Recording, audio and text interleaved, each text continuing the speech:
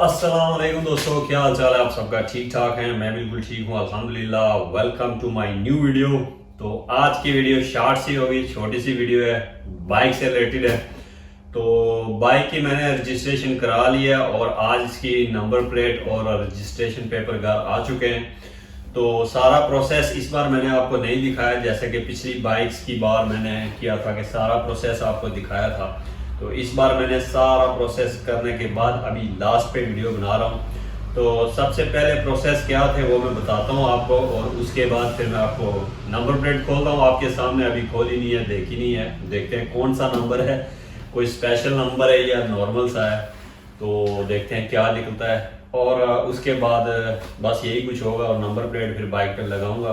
और लास्ट पे मैं आपको बता दूंगा कि कौन से पेपर्स चाहिए होते हैं रजिस्ट्रेशन के लिए। एक बार शॉर्टकट सा जल्दी से, तो सबसे पहले आपको बताता हूँ कि इसकी रजिस्ट्रेशन का प्रोसेस क्या होता है। कि जब आप कोई सेकंड हैंड बाइक या गाड़ी लेते हैं, for example out of Belgium, तो बेल्जियम के बाहर से लेते हैं, तो फॉर एग्जांपल जैसे कि मैंने नीदरलैंड से लिया, हॉलैंड से, तो उसका क्या प्रोसेस है। तो वहाँ से जब आप बाइक या गाड़ी लेते हैं तो वो आपको एक ग्रीन कार्ड देते हैं। नॉर्मल जैसे यहाँ का DIV ऑफिस है रजिस्ट्रेशन का, उनका RDW है, पता नहीं RDV है। तो जिस बंदे ने बाइक बेचनी होती है या गाड़ी, वो अपने उस ऑफिस में जाता है, अपनी नंबर प्लेट उतार के उनको देता है। फिर वो सारा प्रोसेस करने के बाद उसको एक ग्रीन कार्ड देते हैं और एक दो पेपर देते हैं, मगर इम्पोर्टेंट होता है ग्रीन कार्ड, उसका कॉर्नर कट होता है, वो देते हैं। फिर वो आप लेके आप यहाँ आके बेल्जियम में अपना बाइक रजिस्टर करा सकते हैं। अगर वो नहीं है तो फिर नहीं है। तो वो लेने के बाद आपको यहाँ आने के बाद आपको कस्टम से इसकी क्लियरेंस करानी पड़ती है, ताकि इसका कस्टम तो नहीं रहता या कोई देना तो नहीं है। तो उसको बोलते हैं, फार्म होता है वो E705, आपने वो अप्लाई करना ऑनलाइन। तो बाइक के सारे डॉक्यूमेंट्स और चेसिस नंबर और सब कुछ उनको देना पड़ेगा। तो जब वो क्लियर हो जाए, उसकी कोई फीस नहीं है। उसके बाद आपने करना है कि बाइक के लिए COC सर्टिफिकेट ऑफ कंफर्मेटी होता है, जो कंपनी की तरफ से, वो किसी बाइक के साथ होता है, किसी के साथ नहीं होता है। तो अगर वो है तो ठीक है, वो यहाँ पे लिखा होता है चेसिस नंबर के साथ नीचे। अगर नहीं है तो वो आपको अप्लाई करना पड़ेगा और उसके 112, 115, 120 यूरो या 150 भी हो सकता है, डिपेंड करता है हर गाड़ी के हिसाब से। तो वो COC जो डॉक्यूमेंट है वो आपने अप्लाई करना है, उसको भी टाइम लगता है, वो भी आपने मंगा लेना है। उसके बाद आपका नेक्स्ट स्टेप होगा कि बाइक को आपने गाड़ी पे लोड करके लेके जाना है, चला के नहीं, क्योंकि आपके पास नंबर प्लेट नहीं है। किसी ट्रेलर पे या किसी वैन में आपने इसको लोड करना। और ITV जो होती है, टेक्निकल इंस्पेक्शन, जिसको यहाँ क्यूरिंग बोलते हैं, वहाँ लेके जाना है और वहाँ से इसकी टेक्निकल इंस्पेक्शन करानी है। अगर वो पास हो जाए तो ठीक, अगर नहीं तो फिर दोबारा से वो जो प्रॉब्लम हो वो ठीक करा के, समझ लें वो जब पास हो जाए फिर आपका सारा काम हो गया। तो टेक्निकल इंस्पेक्शन हो जाए तो ये सारे पेपर आपने उनको दिखाने होते हैं, E705 और COC। अगर नहीं है इधर लिखा हो तो वो पेपर भी दिखाना है, और वो जो ग्रीन कार्ड है वो भी जाके उनको देना है ITV वालों को, क्यूरिंग वालों को। तो जब वो पास हो जाएगी, वो आपको एक पिंक कलर का फॉर्म देंगे। उस फॉर्म पे आपकी बाइक की डिटेल्स लिखी होंगी कि ये पास हो चुका है, और उसमें बाकी जो फिलिंग करनी है आपने अपना नाम पता ये वो लिख के आप इंश्योरेंस वाले के पास जाएंगे। इंश्योरेंस वाला उस फॉर्म पे एक स्टिकर लगाएगा अपना इंश्योरेंस का, और वो पिंक फॉर्म और बाकी जितने सारे पेपर्स हैं सारे एक साथ करके आपने DIV वालों को भेजने। तो ये सारा प्रोसेस मैंने कर लिया था और मैंने इसकी वीडियो नहीं बनाई है।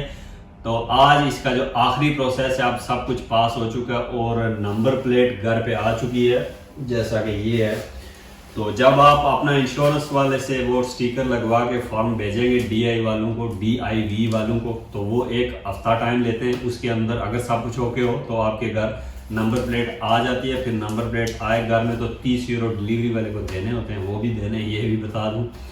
तो ये हो गया प्रोसेस सारा। तो आज हम लास्ट स्टेप पे हैं। तो अभी इसको खोलता हूँ मैं और देखता हूँ कि इसके अंदर क्या कुछ है और कौन सी प्लेट है और नंबर क्या है। तो वाह, ये आ गई नंबर प्लेट, और उसके साथ आपके जो रजिस्ट्रेशन पेपर्स होते हैं वो वाले, ये बाकी ये तो गता ही है। यहाँ पे अंदर आपके सारे पेपर्स होंगे जो बाइक के हैं या गाड़ी के हैं।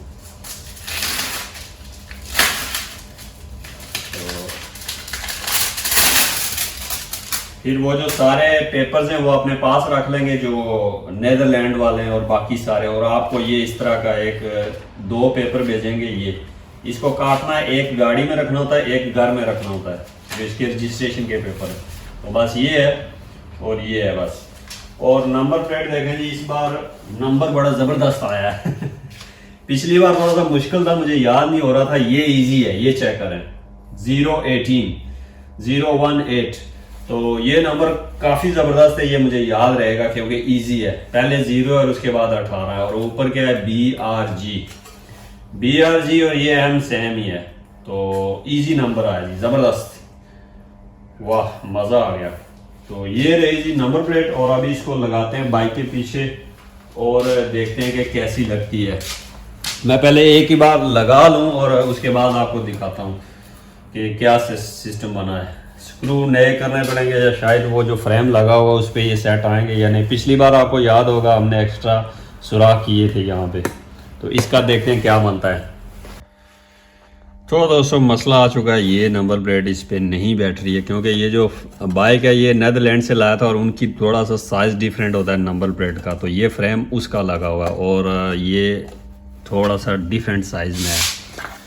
दूसरा जो इसके ये जो पेच के सुराख होते हैं, इसके पीछे कोई सुराख नहीं है प्लेट में, जैसा कि मैं आपको दिखाता हूँ।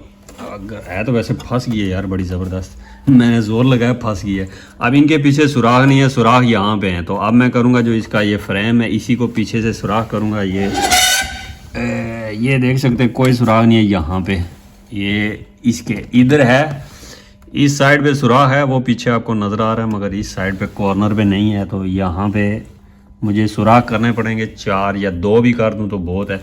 वैसे ये जो इसके क्लिप्स हैं इनमें मैंने ये फंसाया ज़ोर लगा के, फंस तो गया है, तो क्या पता गिर सकती है, मगर पेच लगाना ज़रूरी है। तो वो मैं बाद में लगा दूंगा। आप ये चेक करें 018। तो अब गाड़ी बिल्कुल रेडी है जी। आज इसकी टेस्ट ड्राइव नहीं लेंगे क्योंकि बाहर बारिश हो रही है, तो कल इंशाल्लाह आराम से टेस्ट ड्राइव भी लेंगे। और इसका जो ये नीचे का चैन है ये सारा क्लीन करना है। यहाँ पे बहुत ग्रीस लगी है, ये अभी तक वॉश नहीं किया है मोटरसाइकिल, तो ये नीचे के जो पार्ट है इनमें बहुत ग्रीस है। तो अभी इसका मैंने वो टापा सा नहीं लगाया है, वो जो कवर होता है यहाँ पे एक बड़ा सा कवर था आपको याद होगा, वो नहीं लगाया है इसीलिए क्योंकि इसको वॉश करना है। ये सामने पड़ा हुआ है ये, तो ये अभी चीज़ें नहीं लगाई हैं। तो ये देखें कितना कीचड़ है, इसको क्लीन करना है और उसके बाद एक ही बार ये सारा कुछ लगाऊंगा। तो ये सारी चीज़ें आज नहीं हो सकती हैं, ये कल होंगी, आज बारिश है। तो जल्दी से मैं आपको पेपर्स बता देता हूँ कि कौन से चाहिए होंगे और कौन से नहीं। अगर कोई बंदा इंटरेस्टेड हो बेल्जियम में बाइक रजिस्टर कराने के लिए, तो सबसे पहला नंबर था मैंने बताया आपको, ग्रीन कार्ड जो है, ठीक है, वो वाला आपको लाजमी चाहिए, ग्रीन कार्ड।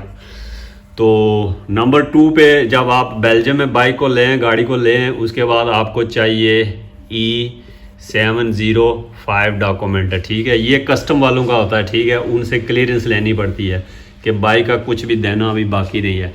नंबर 3 पे आपको चाहिए होता है COC डॉक्यूमेंट चाहिए होता है, जो कि होता है सर्टिफिकेट ऑफ कंफर्मिटी, ठीक है, जो यहाँ पे है। ये नंबर जो है ना, ये वाला, ये E जिसके चेसिस नंबर के साथ ये E4 और ये नंबर लिखा हो उसको ज़रूरत नहीं है। अगर ये नंबर नहीं लिखा हुआ है चेसिस नंबर के साथ तो आपको ये वाला सर्टिफिकेट लाजमी चाहिए होगा, COC। तो वो आपने ऑनलाइन अप्लाई करना है, वो मैंने बताया हुआ वीडियो बनाई हुई है कैसे, ठीक है। उसके बाद ये सारी चीज़ें क्लियर हो जाने के बाद आपको चाहिए होता है जो आपने रसीद चाहिए होती है, जो मतलब आपने पैसे कितने पेमेंट किए हैं वो सारा कुछ, ठीक है। तो पेमेंट की जो रसीद होती है वो आपने रखनी है कि मैंने पेमेंट की है। अगर आप किसी कंपनी से ले रहे हैं तो उनका फ़क्तूर, नहीं तो किसी प्राइवेट से ले रहे हैं तो उसका प्रूफ भी होना चाहिए कि आपने पेमेंट की हुई है। ये इतना ज़रूरी नहीं है मगर ये मांग भी सकते हैं, होना भी चाहिए। तो ये जब आप अप्लाई करते हैं ना 705, तो उसमें इसकी ज़रूरत नहीं है, आपको गाड़ी का ये ग्रीन कार्ड और बाकी चेसिस नंबर वगैरह और ये भेजने पड़ेंगे और अपने डॉक्यूमेंट सारे, तो फिर ये आपको इशू होगा। जब ये मिल जाएगा तो अगर ये नहीं है तो ये अप्लाई करना है, ये मिल जाएगा तो उसके बाद आपके पास ये रसीद, तो उसके बाद आपका अगला स्टेप है आपने टेक्निकल इंस्पेक्शन करानी है, ठीक है, जिसको आप ITV भी बोलते हैं, क्यूरिंग भी बोलते हैं, MOT भी बोलते हैं UK में इस तरह, ठीक है, MOT ये वो। तो ये आपने करवानी है मस्ट, इसके बाद जाके आपकी रजिस्ट्रेशन बेल्जियम में होगी। तो ये सारी चीज़ें क्लियर होने के बाद ये सारे पेपर ले जाएं आप क्यूरिंग वालों के पास अपॉइंटमेंट निकाल के, तो वहाँ पे जाके आपके 60-70 यूरो 80 यूरो उनकी फ़ीस है वो देनी होगी। और इसकी कोई फ़ीस नहीं है, ये फ्री है। इसकी बाइक वाला डिपेंड है, वो आपसे ले या आपने देनी है। ये 50 यूरो होती है, ये वहीं पे आपने डील करनी है। COC की फ़ीस है 100 से 150 200 डिपेंड है कौन सी गाड़ी है, ठीक है। और बाकी ये रसीद है, और इसकी भी फिर फ़ीस है 60-70 यूरो। तो अगर आप पहली बार पास हो जाए, अगर फेल हो जाए तो हर बार एक्स्ट्रा 15-16 यूरो देने पड़ते हैं ये वो। तो ये जब आपकी पास हो जाएगी ITV, उसके बाद आपको सीधा सीधा मिलेगा एक मतलब पिंक कलर का फार्म होगा, उसको रोज़ फैमिलीर यहाँ बोलते हैं, आपने देख लेना, उसका पिंक कलर होगा बस। वो फार्म होगा, उस पर लिखा होगा आपकी गाड़ी पास है, कुछ भी मसला नहीं है। और उस फॉर्म पे आपकी ये डिटेल लिखी होंगी गाड़ी की सारी, और वो फार्म आपने लेके जाना इंश्योरेंस वाले के पास, और फिर इंश्योरेंस वाला आपको अपना स्टिकर लगा के देगा इस फार्म के ऊपर के इसकी इंश्योरेंस ओके है। अब फिर ये रजिस्ट्रेशन सारे पेपर एक साथ जाएंगे ब्रसल DIV के ऑफिस में, और फिर वो एक्सेप्ट करेंगे। उनकी कोई फ़ीस नहीं है, आपने बिना फ़ीस के भेजने हैं। और फिर वो ये चीज़ें भेजेंगे आपको, ये रजिस्ट्रेशन भेजेंगे।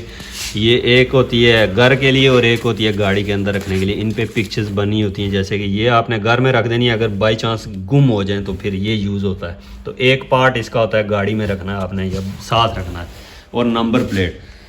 तो ये था जी सारा प्रोसेस। आई होप आप लोगों को समझ आ गई होगी। तो ये सारा प्रोसेस मैंने फॉलो किया है, और आज आखिरी दिन पे मैं ये वीडियो बना रहा हूँ। सारा कुछ स्टेप बाय स्टेप नहीं दिखाया, तो आई होप आप लोगों को भी देख के कुछ इन्फॉर्मेशन मिली होगी। मज़ीद अगर कोई इससे रिलेटेड इन्फॉर्मेशन चाहिए तो नीचे कमेंट कर सकते हैं, मैं वहीं पे जवाब दे दूँगा। Thank you for watching. Next मिलते हैं अगली वीडियो में, कल इसकी टेस्ट ट्रायल लेंगे तब। तो अपना ख्याल रखिएगा। अल्लाह हाफिज़, बाय बाय।